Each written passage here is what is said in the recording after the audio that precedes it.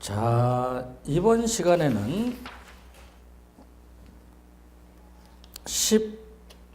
15번 문제를 정리해 볼까요? 15번 문제.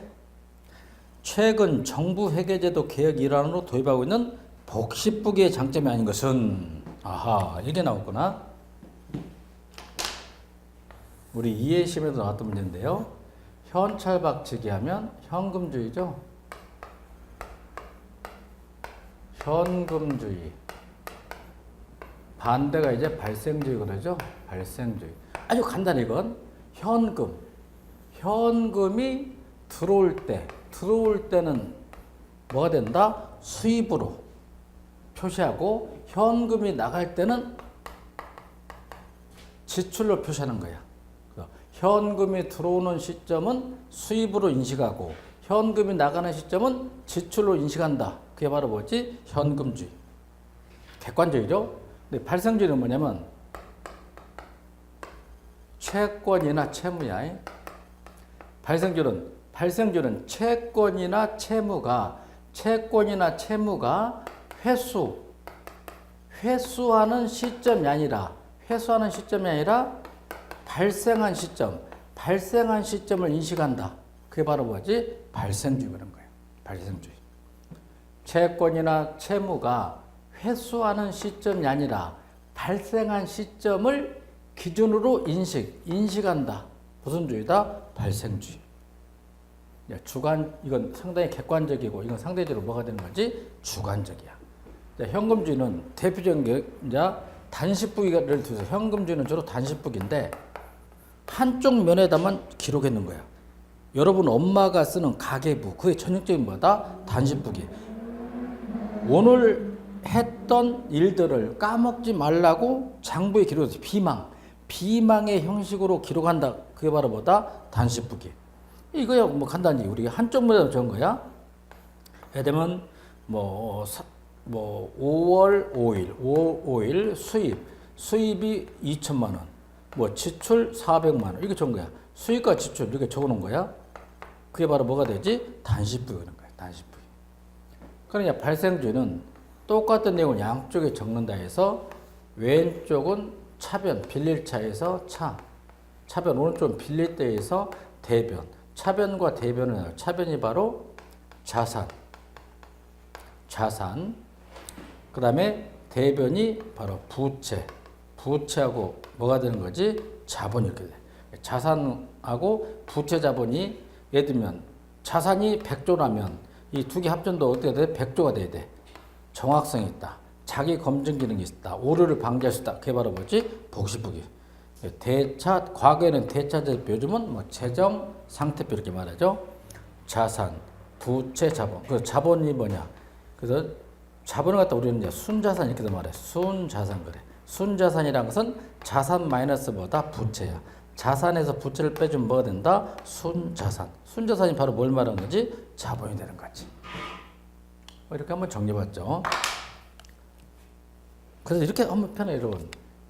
유일하게 가계부만 현금주의 단식부기구나. 나머지 중앙정부, 지방정부, 공기업, 민간기업, 개인사업자 전부 다 뭐다? 발생주의 복식부기다. 고로 MPM 냄새가 나는 게 바로 뭐다? 발생주의 뭐다? 복식부기. 이렇게 보면 되는 거야. 1. 정부 재정활동의 그렇죠? 효율성, 투명성, 책임성을 높인다. 둘째, 정부 재정에 있어 미래지향적 재정관리 기반을 조성할 수 있죠. 셋째, 공공부문의 생산성 향상을 위한 유용한 회계정보의 활용을 기대할 수 있죠. 다음 4번, 채권의 발생 시점에 수익을 기록하지만 모든 채권이 다 징수한 것은 아니기 때문에 수익의 과대평가가 이루어질 수 있다. 이건 장점이 아니라 뭐가 되는 거지? 문제점. 여러분 우리가 돈을 빌려줬다. 그 돈은 100% 회수할 수도 있고 떼낄 수도 있단 말이야. 빌려줬지만 회수가 안 되는 부실 채권도 있어. 근데 반드시 다 들어온다고 가정해. 근데 실제로 들어오지 않았어. 그 수익의 과대평가가 일어날 수 있다. 이건 바로 문제점. 정답 4번. 여러분 방금 우리가 예상가 100% 회수할 수 있다 없잖아. 자, 대안별 비용 편익 분석에 한 평가 용이하죠. 16번 볼까요? 성인지 예산에 대한 설명을 주는 것은 성인지 예산. 예를 들면 386조 7천억이 남성하고 여성에게 골고루 혜택을 줬는가. 그런 예산 제도를 성인지 예산서 그럽니다. 근데 우리나라도 지금 성인지 예산서를 작성하고 있지만 솔직한 얘기가 각 부처에서 5% 이하로 성인지 예산서를 작성하더라고 내가 보니까 5% 이하야. 말만 뭐 거창하게 성인지 예산서 했지 실제로는 큰 효과가 있다 없더라고 보니까. 호주라든지 영국, 뉴질랜드는 옛날부터 도입했었고요. 첫째는 예산 과정이 그지 성주류화야 젠더 메인스트림 성중립적 관점이 아니라 보다 성주류화 현상을 말해. 그러면 2번이 잘못됐죠. 성중립적 관점에서 출발한다. No. 성중립적이 아니라 뭐지? 성주류화다. 2번이 틀렸다. 3. 우리나라는 국가재정법에서 성인지 예산서도 작성하고 결산서 작성도 의무화했죠. 그다음에 성인지적 관점 예산은 새로운 재정 운영의 규범이 되고 있죠. 그렇다면 답은 남녀 평등 예산은 세입 세출 예산이 남성과 여성에게 미치는 영향은 서로 어떻게 다르다고 본다. 서로 다르다고 본다. 이렇게 정리됐죠. 우리나라는 노무현 정부 때 2004년부터 도입했고 그전에 뭐 스웨덴, 영국, 네덜란드, 캐나다는 그 이전부터 도입을 했더라. 정답 2번이죠. 17번 좀 신경 씁니다. 17번 한번 별표해볼까? 총액, 똥이죠. 총액이 들어가면 통제가 아니라 자율성, 신축성을 주는 거야. 총액, 배분, 자율, 편성제도 별표. 이걸 영어로 말하면 탑다운 그래. 탑다운. 자, 이게 무슨 얘기인지 보자. 여러분 좀 하나 외울 게 있어. 80년대 이후는 무조건 통제가 아니야. 경직성이 아니야. 무조건 자율성, 재량행위, 신축성, 탄력성을 주는 거야. 아셨죠? 무슨 얘기인지? 그 머릿속에 한번 외우고 있어야 돼. 무조건. 통제, 투입, 경직성이 아니라 성과, 산출, 재량행위, 신축성, 유연성이다. 그걸 외우고 있어야 된다고. 딱 머릿속에. 그럼 어느 게 유연성을 주는가 한번 생각해봐. 여러분이 봤을 때.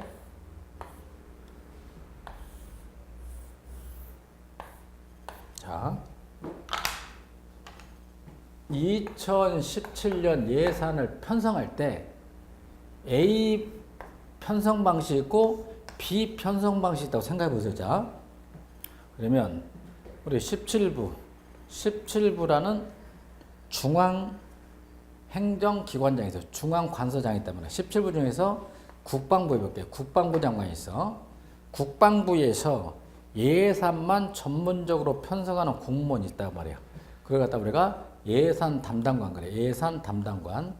예산 담당관 중에 을순위가 있어. 을이 있어. 을순위가 2017년 예산을 갖다 50조를 편성했어. 한 70조 해볼까? 70조. 야, 깎을 것을 대비해서 많이 편성하는 거야.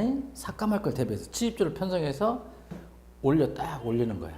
올리면 이제 기획재정부에서 국방부 예산만 전문적으로 사정하는 공무원이 있어. 그런 거 예산 사정관 그래. 예산 사정관인 갑이 있어. 갑하고 을하고 누가 슈퍼갑이지? 갑이 센 사람이야. 예산을 삭감할 수도 있고 늘려줄 수도 있어. 사정관. 70조를 딱 편성 올렸으니 갑돌이 그래. 을순이 너 올라와 봐. 왜 예산을 뻥튀기식 부풀려서 편성했어? 그때 을순이가 솔직히 말합니다. 갑돌이 당신이 깎을 것을 예상해서 부풀려서 뻥튀기 편성했습니다. 이렇게 말한다고. 알았어? 그러면 내가 미리 자수했으니까 70조를 다 줄 수는 없고 내가 원래는 반절 깎아야 되는데 불쌍하니까 내가 좀만 깎아줄게. 얼마 줄래요? 했더니 야, 너 50조만 먹어. 그 선방한 거야. 50조. 선방한 거야. 그래서 갑돌이는 삭감하려고 하고 을순이는 방어하려고 합니다. 이런 단계를 갖다 우리가 예산에 뭐라 그런다? 협의 뭐지? 예산 협의 그럽니다. 이것도 7급 시험에 한번 나온 적이 있단 말이야. 예산 협의. 50조에 삭감됐잖아. 마이너스 2조 삭감됐어. 올라가. 딱 올라서 국무회의에서 국방부 예산 50조 딱 확정돼. 50조 확정이 됩니다. 이게 바로 밑에서 이루어졌지. 밑에서 이루어졌다. 발음 업그레이드. 발음 업은 하향식이다, 상향식이다, 상향식. 그래서 예산이 밑에서 위로 올라왔지. 발음 업, 이게 바로 상향식이야. 상향식 예산 편성은 1순위의 재량행위가 상대적으로 확대된다, 축소됐다, 축소됐지. 이런 예산 편성을 갖다 발음 업 이렇게 말합니다. 이게 이제 바로 경직성을 띠는 거야. 요 놈이 좋단 말이야. 요 놈은 어떻게 이렇게 한 거야. 이걸 어떻게 하냐면 국방부 70조를 편성해서 일단 이를 올려 딱 올려버려. 이를 올리면 국무회의에서 각 중앙관서장하고 대통령하고 기재부 장관이 모여서 1박 2일 정도 워크숍 합니다. 워크숍 하면서 예산에 대해서 협의 조정해. 예산 협의 조정을 해서 국방부 예산 70조 이렇게 내려. 70조 이게 내려줘. 내려주면 70조 범위 내에서 예산 담당관이 기획정부하고 협의해서 끝내본 거야. 위에서 밑으로 내렸잖아. 그랬다 우리가 내려온다. 뭐가 되는 거지? 탑다운. 이게 바로 뭐다? 하향식. 하향식 탑다운일 때 각 부처의 재량이가 축소된다, 확대된다, 확대되는 거예요. 꼭 알고 있어야 돼, 여러분. 그럼 여러분 이제 여기서 헷갈린 게 하나 있을 거예요. 아, 교수님, 왜? 우리는 이렇게 배웠지 않습니까? 앞에서 상향식이 민주적이라고 배웠잖아. 좋은 걸로. 근데 요즘 예산 편성은 상향식이 아니라 뭐다? 하향식이야. 하향식이 바로 뭐다? 재량을 주는 거야. 그런 예산 편성을 뭐라 부른다? 총액 배분 자율 편성 제도. 영어로 뭐라고? 탑다운. 상향식이 아니라 뭐다? 하향식이야. 오케이, 여기까지. 또 두 번째 봅니다. 이제 공부를 좀 한 우리 수험생은 좀 헷갈린 게 하나 있어. 7번 봅시다. 유일하게 예산제도 중에서 LIBS 상향식이야. 예산편의 밑에서 위로 올라가. PBS 이것도 상향식이야. 상향식. 요놈만 PPBS만 유일하게 뭐가 된다? 하향식이야. 하향식. 그 다음에 GBB도 뭐가 되는 거지? 상향식. 근데 요놈만 하향식. 근데 이거 꼭 아셔야 돼요. 어떻게 차이가 나냐면 LIBS는 1920년대야. BBS는 1940년대라고. PPBS는 1960년대고 GBB는 1900 언제다? 70년대야. 그러면 지금 잘 봐. 지금 탑다운 하향식 예산 편성은 언제 나타난 거지? 1980년대야. 1980년대 하향식하고 60년대 하향식은 같다 다르다? 달라. 다른 거야. 요 놈은 하향식이지만 경직성이야. 경직성 중앙집권이야. 경직성 중앙집권을 띄는 게 바로 뭐다? PBS 예산 딱 하나밖에 없는 거야. 근데 이놈은 80년대 이건 하향식이지만 신축성, 자율성, 분권이 되는 거야. 꼭 그걸 구분해줘야 돼, 여러분. 구분. 그럼 다시 한번 해보죠. 80년대 이후 우리나라를 비롯한 선진국 예산은 빠름업이 아니라 뭐지? 탑다운이다. 그게 바로 뭐다? 하향식. 요걸 편성해야만이 자율성, 재량이가 감소한다, 증가된다? 증가된다. 꼭 별표. 1. 사전에 결정된 예산의 지출 한도 내에서 각 부처가 자율적으로 예산을 편성해서 운영한다 이거야. 맞죠? 2번. 부처의 자율성이 높아지는 예산 제도로 정답 2번. 빠름업이 아니라 뭐지? 탑다운. 정답 2번. 3번. 중기적 시각에서 정부 전체의 재정 규모를 검토하기 때문에 전략적 계획의 발전을 촉진하고 재정의 경기 조절 기능을 강화할 수 있죠. 4. 미래 예측을 강조함으로써 점중주의적 예산 편성 관행을 바꾸는데 기여할 수 있다. 부풀리기식, 뻥튀기식 예산 편성을 방지할 수 있다. 고로 지출한도가 최고관리층에 설정되면 부서장들은 지출한도 내에서 재원을 효과적으로 각 부서에 배분하는 것 같이 동그라미 하향식으로 예산 편성이 하향식으로 준다. 영어로 뭐지? 탑다운. 별표. 17번. 현행 우리나라 예산제도에 관한 설명을 옳지 않은 것은 우리 1회 기출문제였죠. 간단해. 정부는 국회에서 추가 경정예산이 확정되기 전에 이를 미리 배정하거나 집행할 수 없죠. 추가 경정예산이던 또 본예산과 절차가 똑같은 거야. 2번. 뒤에 살 거야. 조세지출 예산은 조세 감면의 구체적인 내역을 예산 구조로 밝히는 거예요. 그래서 입법부가 행정부를 통제하겠다. 현재 우리는 준예산 채택하고요. 4번이 틀렸냐? 국회는 정부가 제출한 기금운용 계획안 후 주요 항목 제출 금액을 정해가고자 할 때는 정부의 동의를 얻을 필요가 있다. 기금을 정해시킬 때는 반드시 정부의 동의를 얻어야 한다. 정답 4번.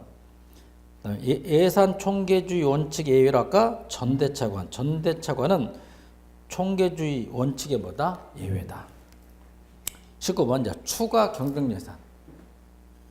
예산을 집행하다가 돈이 부족했어.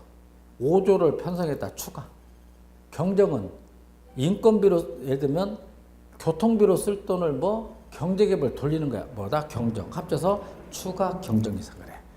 예산이 성립한 이후 예산을 집행하다가 대체하는 제도 중에 뭐가 있다? 추경 예산. 우리 많이 신문 보고 나오지 뭐다? 추경 예산을 쓸 수 있다. 1번 맞고요. 2번 예산 팽창의 원인이 됐었으므로 국가재정법에는 그 편성 사유를 제한하고 있어. 뭐 불경기일 때, 실업이 많을 때, 국가 이익이 상할 때 이런 것들이. 두 번째 3번 과거에 추가 경정 예산이 편성되지 않은 연도도 있었어. 매년도 추가 경정 예산 편성해라, 편성하지 마라 그런 규정 없어. 편성할 수도 있고 안 할 수도 있고. 되도록이면 편성하지 않는 게 건전 재정을 확보할 수 있겠죠. 3. 자보다 우리나라도 뭐 실업률이 많다. 불경기일 때는 정부가 만지작거리 뭐다? 추경 예산 5조를 뭐 편성하고 막 그러잖아요. 정답 4번이죠. 본예산과 별개로 성립된, 여기까지 맞아. 본예산과 별개로 성립되지만 회계연도 결산에는 뭐다? 포함되냐. 통합해서 하는 거야. 별개로 성립되지만 본예산에 통합시켜서 운용하는 거야. 정답은 4번. 편성 횟수에 대한 제한은 없어. 1년에 몇 번 해라. 그런 규정은 없지만 편성 사유는 아까 뭐 있다? 제한이 있어. 용도가 정해져 있어. 이럴 때만 써라 이거야. 20번 준예산이라는 게 있죠. 준예산. 회계연도 개시 전까지, 쉽게 말해 12월 31일 자정까지 국회에서 심의 의결 해주지 못했을 때 행정부가 전년도 예산에 준해서 집행한다. 2공화국 이후에는 뭐다? 준예산. 1공화국 때는 거짓가보다 가예산. 꼭 알고 있어. 우리나라 1공화국은 가예산. 2공화국 이후는 준예산. 독일하고 우리 준예산. 영국, 일본, 캐나다 잠정예산. 미국은 답습예산. 이렇게 말합니다. 1. 국회 의결을 필요로 하지 않기 때문에 사전 의결 원칙 예외. 아까 그랬죠? 국회 의결을 필요로 쓸 수 있다. 사전 의결 원칙 예외. 둘째, 국회에서 부득이한 사유로 회계연도 개시 전까지 예산이 의결되지 못한 때 편성하죠. 3. 60년대니까 몇 공화국이다? 2공화국. 우리나라는 60년대부터 채택하고 있으나 중앙정부에서 실제로 사용해 본 적은 없죠. 자, 준예산에 따라 집행된 예산은 당해 연도 예산이 확정된 때에는 그 확정된 예산에 따라 집행된 것을 보죠. 5. 준예산도 용도가 정해져 있어. 모든 예산을 다 쓸 수는 없어. 전년도에 준예산만 할 수 있어. 인건비, 공무원 보수 같은 거. 준예산에 가하여 집행할 수 있는 경비는 전반적이 아니라 보다 한정적이야. 몇 가지, 3가지. 한정적이며 국회에서 당해 연도 예산안이 의결될 때까지 전년도 예산에 준해서 어떻게 집행할 수 있어. 준예산도 무한대가 아니라 정확히 하자. 준예산은 아무 용도나 쓸 수 있는 게 아니라 한정적, 뭐다? 제한적이단 말이야. 제한적. 정답은 5번이 틀렸죠. 21번 재정민주주의. 재정민주주의. 대표자 없는 곳에 과세 없다. No tax without representative. 대표자 없는 곳에 세금 없다. 국회에서 의결해 주지 않으면 정부는 세금을 거둘 수 없다. 그 말이죠. 재정민주주의. 재정민주주의는 대표 없이 과세 없다라는 표현에서 나타나듯이 재정주권이 납세자인 누구? 국민에게 있다. 두 번째, 납세자인 시민이 국가 또는 지방자치단체의 재정지출과 관련된 부정과 낭비를 감시하는 납세자 소송제도는 재정민주주의 본질을 잘 받는. 그 다음 줄. 납세자 소송제도는 현재 국가재정법은 도입하지 않았어. 그런데 지방재정법은 도입했다. 알고 있어야 돼. 다시 중앙정부는 도입하지 않았어. 지방정부는 도입했다. 납세자 소송제도. 셋째, 주민참여예산제도는 예산 편성 과정의 주민참여를 확대함으로써 지방재정 운영의 투명성 및 공정성을 제고하여 재정민주를 기한다. 주민참여예산제도가 뭐냐면 이걸 말한 거야. 좀 성공적으로 이루어지고 있는 것이 구로구야. 서울특별시 구로구인데, 구로구청에서 예산을 편성할 때 공무원도 참여하고 시민 대표들도 참여시켜서 예산을 편성합니다. 그럼 이제 시민들의 의견이 반영되겠지. 주민참여예산도. 그런데 전체 예산이 3천억이라면 한 200억 정도만 주민참여 예산을 참여시키고 있어. 이것도 막말 있어나 만한 거야. 생색내기다 이거야. 생색내기. 4번이 틀렸냐? 정부 예산 집행의 신축성을 확대하기 위해 만들어진 예산의 전용제도는 국회의 동의를 구해하므로 재정민주 확보에 기한한 제도. 노! 이거야. 행정부의 재량행위가 커질수록 재정민주주의를 저해하는 거야. 국회가 행정부를 통제할수록 재정민주주의를 확보하는 거야. 아셨죠? 다시 한번. 국회가 행정부를 통제할수록 재정민주주의에 기여한다. 행정부의 재량행위가 많으면 지멋대로가 되면 재정민주주의를 훼손시킨다. 정답 4번. 4번 틀렸죠? 또 잡아요. 또 이 오류가 나왔는데요. 예산의 전용. 아까 예산의 전용은 사전의결 원칙이다. 예외다. 예외. 예외니까 또 틀렸죠. 그 용어 자체가 틀렸다. 정답은 4번이 되겠죠. 4번이 되겠죠. 아까 여러분 이것도 생각해봐. 자꾸 반복하는 수밖에 없어. 장관항 세항목. 장관항을 상호 융통이다. 이용. 입법과목. 국회의 사전의결을 거친다. 사전의결 원칙. 용도 조건이 정해지지 않다. 한정성 원칙 예외. 세항과 보호 막 바꾼다. 예산의 전용. 행정과목. 기재부 장관의 승인만 얻으면 돼. 사전의결 원칙 예외. 한정성 원칙 예외. 정답은 4번. 황금 양피상은 윌리엄 프록시 마이어라는 하와이주 상원의원이야. 일본계 하와이주 상원의원인데 윌리엄 프록시 마이어라는 전 상원의원이 1975년 개인적으로 제정하여 예산 낭비에 심한 기관 등의 수함으로써 예산 낭비에 대한 경각심을 느꼈는데 중요히 간다. 5번에다 별표합니다. 5번 별표해놓고 황금 양피상 우리 두 가지를 한번 생각합시다.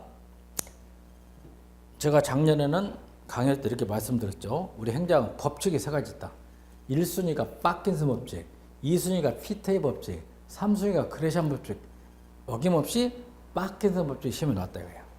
그러면 이제 우리가 프라이즈 상의 종류도 두 가지 있어. 이것도 신경 써야 됩니다. 상. 우리가 조지 오웰이 쓴 1984년이라는 소설을 보면 독재자가 나와. 독재자 이름이 바로 뭐다? 빅 브라더. 브라더 형제. 빅 브라더라는 독재자가 나타나서 인간을 갖다 통제하는 거야. 그래서 개인정보를 침해한 기관에게 시민단체가 수여하는 불명예스러운 상을 뭐라 말한다? 빅 브라더상. 그런 거예요. 빅 브라더상. 아셔야 돼? 두 번째는 예산 낭비가 심한 기관한테 시민단체가 수여하는 불명예스러운 상이 있어. 그게 바로 뭐다? 황금 양피상.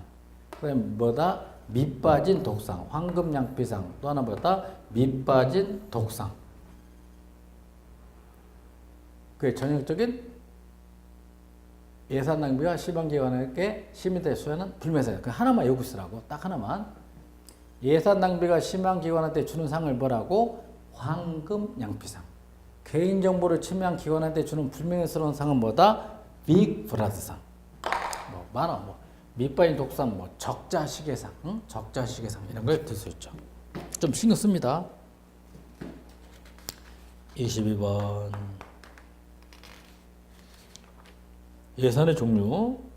1. 일반 회계 예산의 세입은 일반 회계 예산은 공무원 월급 주는 거야. 뭘로 충당한다? 조세. 뭐다? 조세 수입으로. 두 번째, 기금은 세입세출 예산에 의하지 않고 동그라미 뭐다? 예산 외로 운영해. 동그라미 예산 외로 운영하는 게 바로 뭐다? 기금. 예산 외로 운영하는 게 기금이다. 셋째, 특정한 세입으로 특정한 세출에 충당함으로써 일반회계와 별도로 구분하여 경리에 펴었을 때는 뭐지? 특별회계 예산을 설치해. 그래서 아까 말했죠. 일반회계든 특별회계든 기금이든 다 대통령령이 아닌 뭐다? 법률로서 설치한다. 3. 특별회계 예산의 세입은 뭘로 충당하냐? 자체 세입이나 일반회계부터 빌려봐. 일반회계로부터 전입금으로 구성된다. 그래서 5번이 틀렸네요. 특별회계는 특정 사업을 하는데 대통령령이 아니라 뭐다? 법률로 한다. 정답 5번. 23번. 우리 행정사 1회 시험에 나왔던 문제인데요. 옳은 것 그랬죠? 이것도 이렇게 한번 정리해 볼까?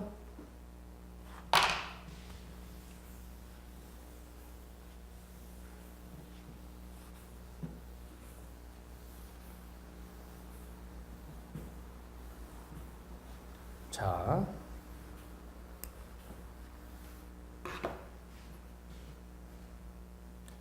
편성, 심의, 집행, 결산 및 회계감사. 아까 3년 걸린다 그랬죠. 3년. 그럼 이렇게 한 거예요, 여러분. 2017년 예산 규모가 300조다 해보자. 300조라고 해볼게요, 제가. 300조가 될 것이다. 왜 처음 해본 거야?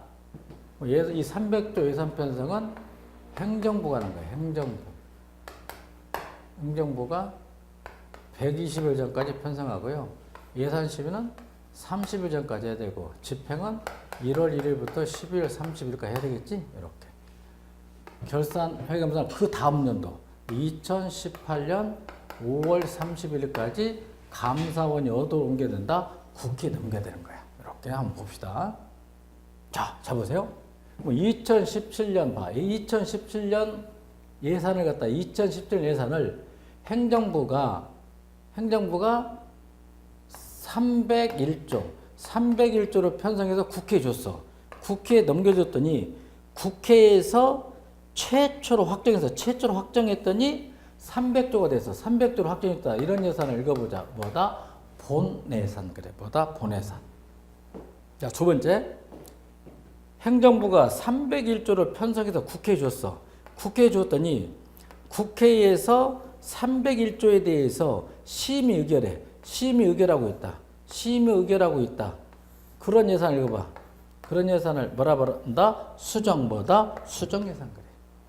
그래. 행정부가 편성해서 제출한 예산안을 국회에서 심의 의결하는 과정에 행정부가 또다시 변경해서 줬다. 무슨 예산? 수정예산. 그래.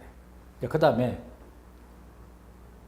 이 국회가 300조를 확정해 줬어. 그래서 행정부가 예산을 집행하다가 예산이 부족했을 때 또다시 편성한다. 무슨 예산? 추가 뭐지? 경정예산. 아주 쉬워. 심의 의결 전에 변경을 하면 뭐다? 수정예산. 심의 확정 후 변경을 하면 뭐다? 추가 경정예산. 자, 23번 문제. 옳은 거예요. 1. 본예산은 정기국회의 심의를 거쳐 확정된 최초의 예산으로 당초 예산이 한다. 참 1번이 맞죠. 2번은 뭐냐? 예산이 국회를 통과한 이후니까 이건 뭐지? 추가 경정예산. 3번은 예산이 제출된 이후 국회 의결 이전에 했으니까 뭐지? 수정예산. 3번은 수정예산. 4번 준예산은 새로운 회계연도가 시작되는 날로부터 최초 수개월분 무제한이야. 12개월 마음대로 할 수 있어.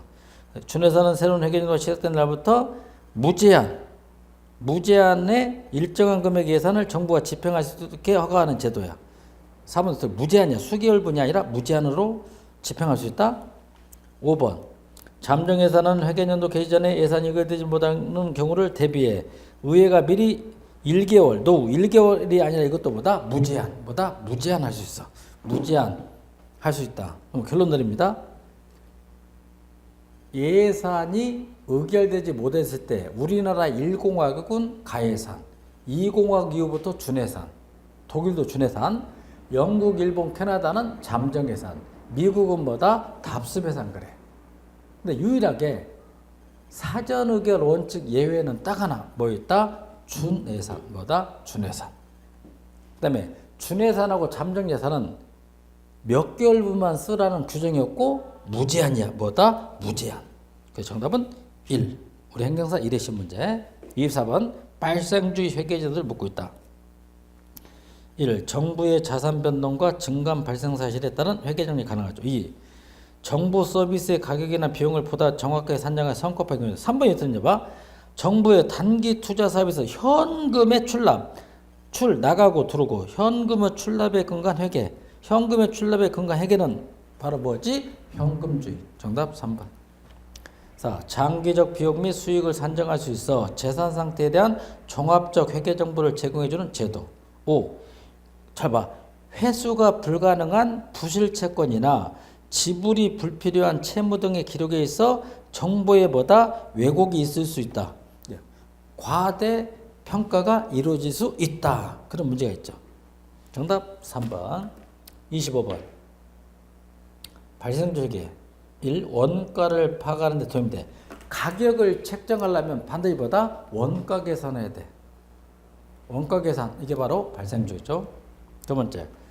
자산을 효율적으로 사용하는 데 도움이 돼. 아까 자산. 셋째. 부채를 정확히 파악하는 데 유리하다. 자산 부채. 자산에서 부채를 빼면 아까 자본. 그걸 뭐라 말했지? 순자산 그래. 순자산. 자산, 부채, 순자산을 명확히 알 수 있다. 그 말이죠. 4. 행정의 성과평가에 필요한 재무정보를 획득하는 데 유리하죠. 5번이 틀린다. 이거 봐. 측정 가능하고 징수 가능할 때 수입하고 지출이 들어가면 무조건 현금주의. 정답은 5번이 되겠다. 26번. 이것도 똑같은 거죠. 복지부의 장점이 아닌 것은 4번이죠. 채권의 발생 시점에 수익이 들어가지만 모든 채권이 다 징수 가능한 것은 아니기 때문에 수익의 과대평가 이루어진다. 이건 장점이 아니라 문제점이었다. 설명했고요. 그 다음에 페이지 넘겨서 여러분 296페이지 봐봐. 296페이지 해설. 복식부위 봐. 왼쪽 차변, 오른쪽 대변. 옛날에는 대차, 대조표 그랬어. 근데 요즘은 말을 바꿨어. 재정상태표. 이렇게 말을 바꿨죠. 차변은 자산. 근데 아까 순서가 있죠. 불확실성이 높은 것부터 적기로 했어. 유동자산, 움직이죠. 유동자산, 적어봐. 100조. 비유동자산 200조. 그럼 자산 총계 얼마지? 300조야. 300조. 그러니까 차변이 300조 나오면 대변도 300조 나와야 돼. 똑같이. 그러니까 부채 봐. 부채도 두 가지. 유동부채 해봐. 100조. 비유동부채 100조 하면 얼마지? 200조. 그럼 이제 100조가 부족하지. 그 100조가 바로 자본. 자본이 얼마다? 100조. 자본이 바로 순자산이야. 그럼 순자산은 자산 마이너스 부채. 그래서 차변과 대변 합이 같아야 돼. 그래 정확성이 있다. 자기검증 기능이 있다. 탈세나 오류를 방지할 수 있다. 그래서 시간 비용이 많이 든다.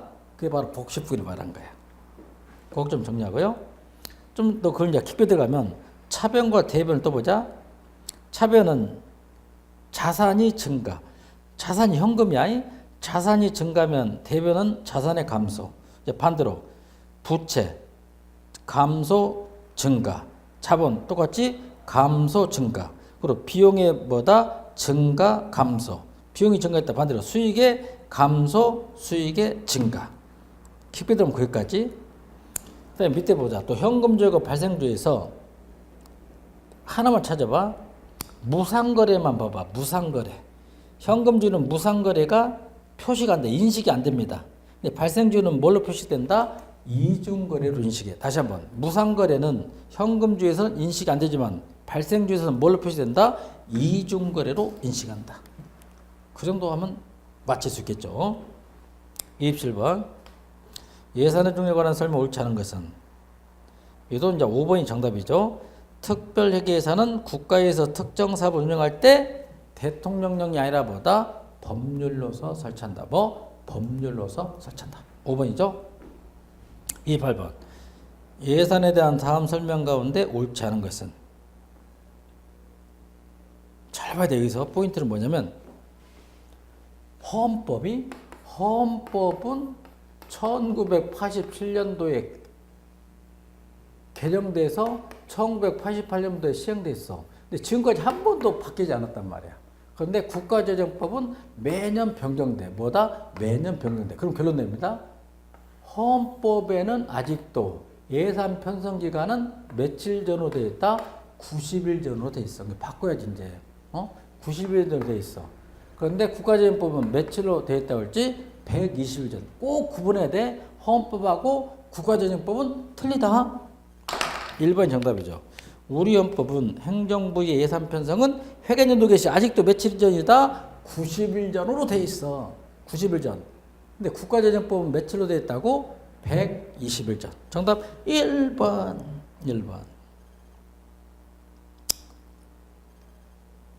4번 봐.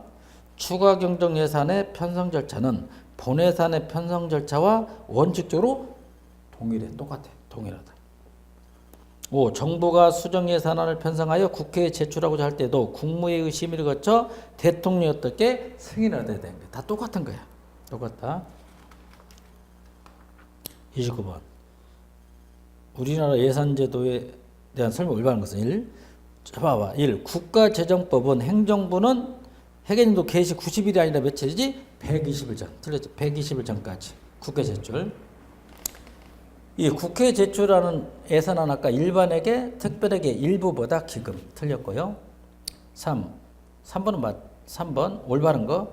국회가 회계연도 개시 왜 이게 틀리냐? 국회가 회계연도 개시 30일 전까지 다음 연도 예산을 확정하지 못하면 정부는 준예산을 편성한다. NO! 그게 아니라 회계연도 개시 전까지 12월 31일 0시까지 확정되지 못해서 하는 거야. 30일 전이 아니라 12월 31일 0시까지 확정되지 못했을 때 편성하는 게 준예산. 틀렸어. 4번도 틀렸죠. 집행범위 제한이 없다 있다? 있다 그랬어 아까. 공무원의 보수 인건비 이런 것만 집행할 수 있어. 제한이 있다. 정답 5번. 기금운용 계획안은 120일 전까지 국회에 넘겨 국회 심의 절차를 거쳐야 되겠죠. 5번. 30번. 예산 분류 방식. 우리가 보통 품목별 분류 반대가 기능별 분류 그러거든. 품목별 분류가 LIBS, 기능별 분류는 PBS에 가깝지. PBS. 해보자. 1.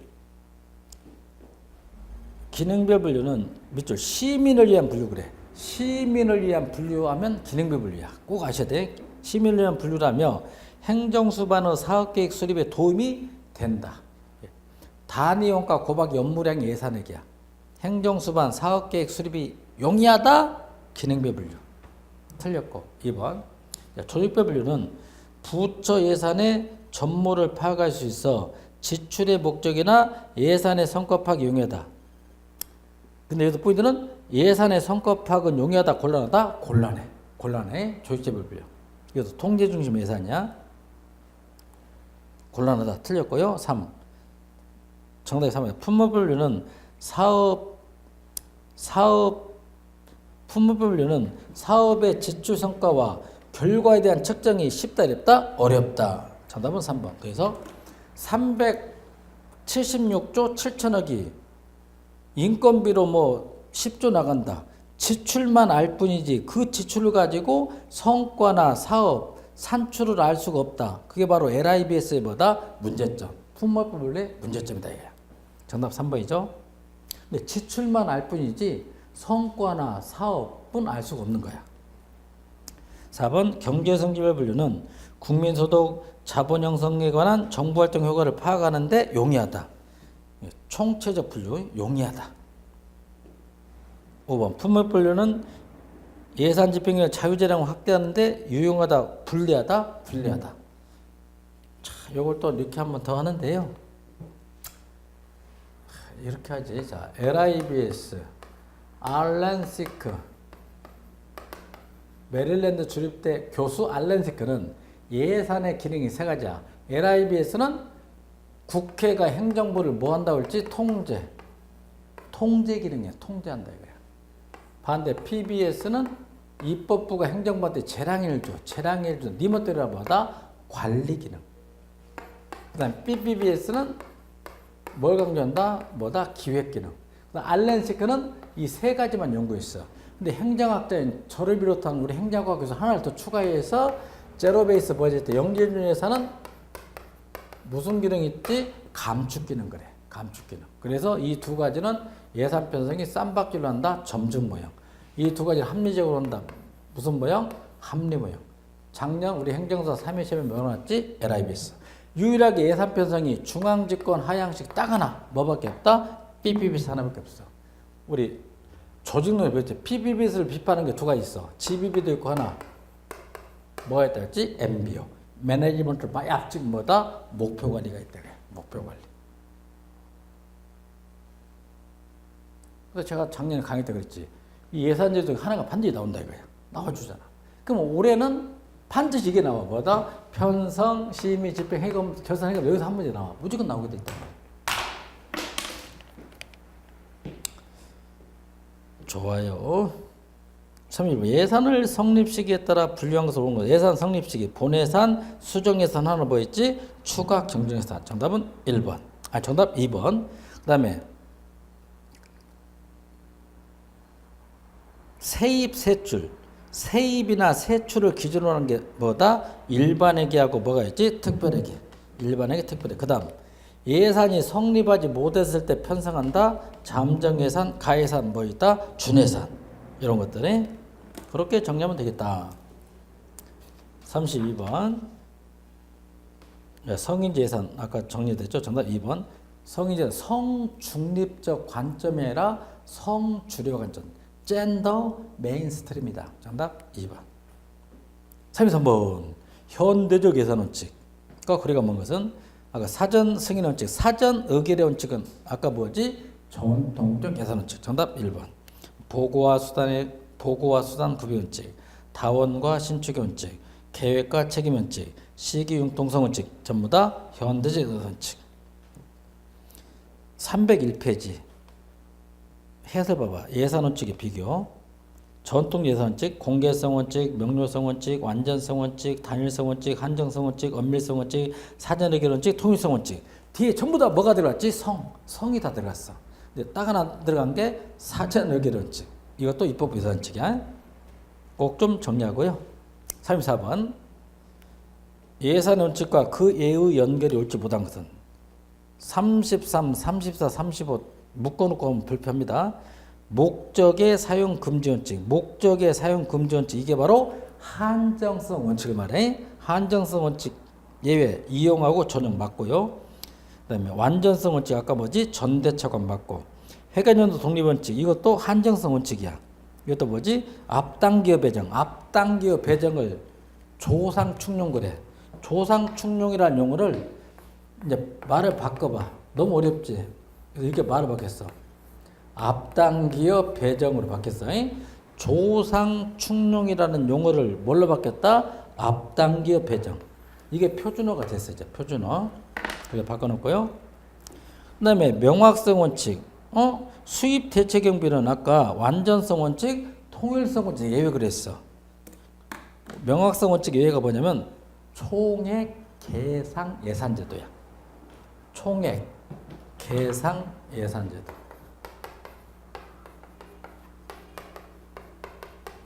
총액 계상. 이게 명확성 원칙 예외다. 정답 4번. 그 다음에 한계성이 아니라 한정성이 오타다. 한계성이 아니라 한정성 원칙에 아까 뭐가 있지? 예비비. 예비비 지출 이런 거에 예비비 지출. 예비비. 정답은 4번이고요. 35번도 똑같죠. 완전성 원칙 예외 순계예산, 단일성 원칙 예외 추가경정예산, 사전 승인의 원칙 예외 준예산, 정확성 원칙 예외 적재예산, 통일성 원칙 예외. 통일성 원칙 예외 많아. 특별회계, 기금, 목적세, 수입 대체경비, 이용 전용은 아까 뭐였지? 한정성 원칙 예외. 한정성 원칙 예외 중에서 목적의 사용금지 원칙 예외가 되겠지. 정답은 5번이 되겠다. 그래서 하나 더 있어. 특별에게는 두 가지 예외야. 특별에게는 단일성 원칙 예외, 하나 더 통일성 원칙 예외. 또 하나 단일성 원칙 예외. 내가 암기만 알려줄게. 이론을 때 단일성 원칙 예외가 뭐냐면 너의 특기가 뭐야? 너의 특기가 뭐냐 했더니 단추 특기요 그랬어. 단추 특기. 갑돌아 너의 특기가 뭐야? 단추 따는 거요. 그래서 단일성 원칙 예외는 뭐다? 추가 경쟁 예산, 특별에게 뭐다? 기금.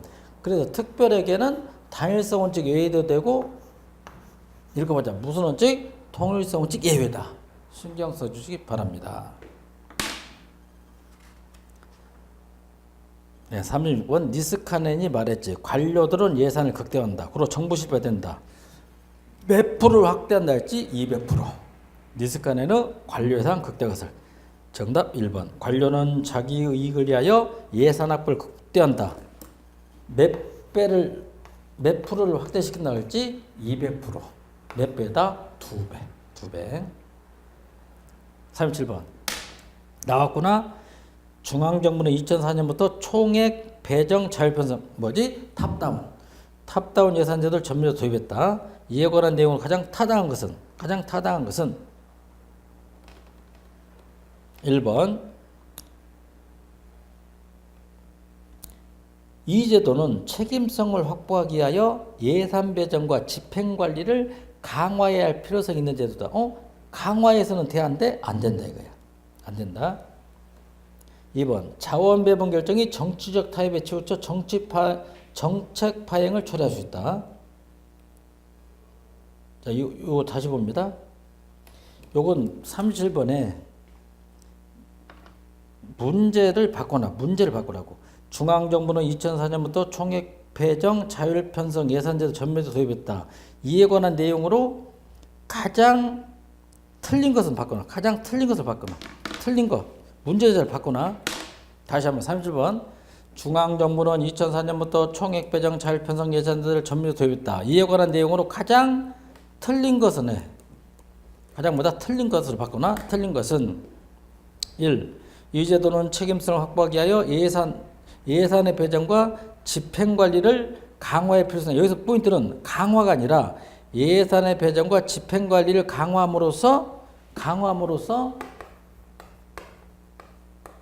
뭘 높인다? 효율성을 높인다. 효율성.